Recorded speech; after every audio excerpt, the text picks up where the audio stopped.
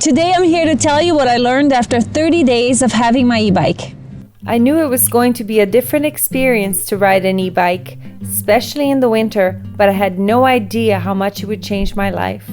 I want to tell you exactly what I learned so far after 30 days. Mine is a RadExpand 5 by Rad Power Bikes, but I'm not just going to talk about this bike. I'm going to talk about e-bikes in general, while also giving you some specifics on this one as I go. I should just tell you I am a brand ambassador for Rad Bikes, but I promise you I'll be completely honest about what I like and what I don't like about my bike.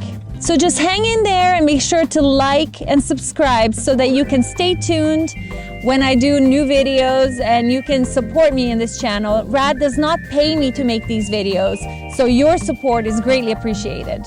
If you do decide that you want to get a Rad Power Bike, there is a link in the description for you to get a discount or some freebies and just help me out to create more content for this channel.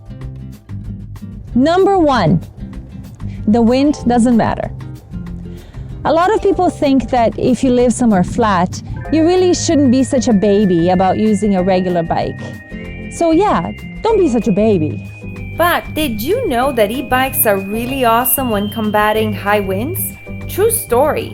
If you suffer from high winds where you are, you can say goodbye to checking wind speeds every day when you leave the house and welcome to the Wind Schmind Club. Number 2, the throttle eliminates the need for gears. The RadExpand 5 has 7 gears, but I haven't really used them yet because whereas you would gear down at an intersection or up a hill, you can just use the throttle to give you a little extra power when needed. Number 3, you can use your e-bike like an off-road dirt bike in the winter. I found that to be particularly true when you have a little snowdrift.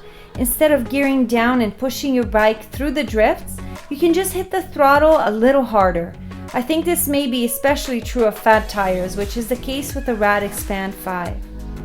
If you have an e-bike that doesn't have fat tires, have you tried off-roading it? If you did and it worked, can you let me know in the comments? And if it doesn't work the same, can you let me know that as well? Number 4, you don't have to start off cold. One thing they always tell you when you're starting your winter cycling journey is that you have to start cold so that you don't end up too sweaty. I'm not gonna lie, I hated that. I just felt like I was never quite warm enough, but somehow I always ended up a hot, sweaty mess. With an e-bike, it's different. You always dress up as if you're going for a walk. The only difference being that your feet will be a little colder. There's things you can do about that, and I talk about that in my other video, how I, a Brazilian, dress for the winter cycling. I'll put a link to that at the end.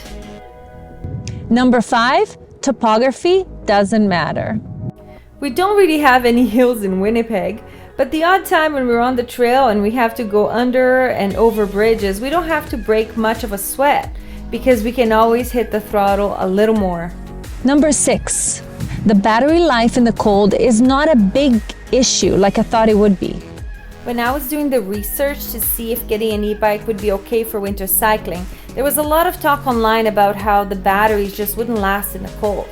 Well, I'm here to tell you that I've ridden now in minus 30 Celsius, and though I don't get as much mileage, I'm still able to easily get 40 kilometers out of one battery charge in this particular bike, which is a 500 watt. I do notice that I can go even longer when I'm riding in minus 5 to minus 15, and I can't wait to see how it does in the summer, so stay tuned for that. Number 7, e-bikes are heavy. One negative that I found right now, especially as a 50-year-old woman, is that e-bikes are heavy. A little bit heavier than regular bikes.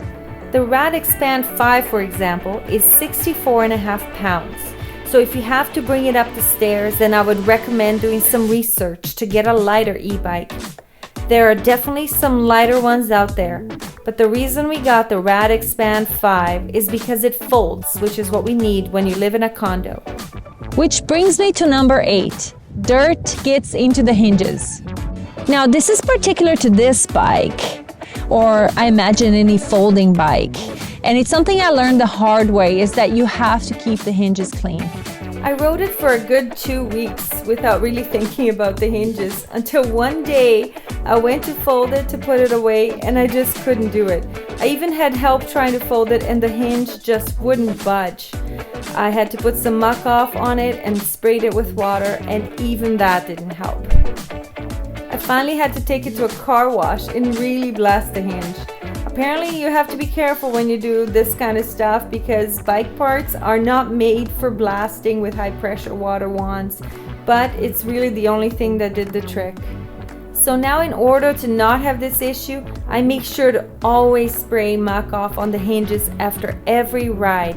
I just spray and let it sit on there for a bit before I fold it. Number 9, you can work as hard as you want to.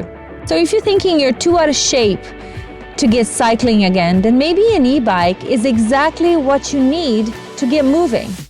This is an important point because one of the reasons I didn't think I wanted to get an e-bike was because I was afraid I'd become lazy. But it turns out I still work hard. I just don't have to work as hard, and the ride can be as fun as I want it to be. You can slowly get back into shape all while having a lot of fun. Which brings me to the last thing I learned in the first 30 days of having an e-bike. Number 10, it's fun. I remember when I first started riding in the cold weather and people would plan winter bike rides, and I was like, no. I ride my bike to get to work, but let's not be crazy now.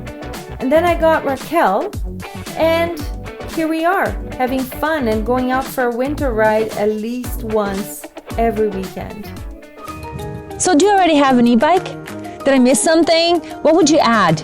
Let me know in the comments so that I can add that maybe to my next video. If you're on the fence about getting an e-bike, it's really time you join the revolution and jump on that bike wagon. Let's go!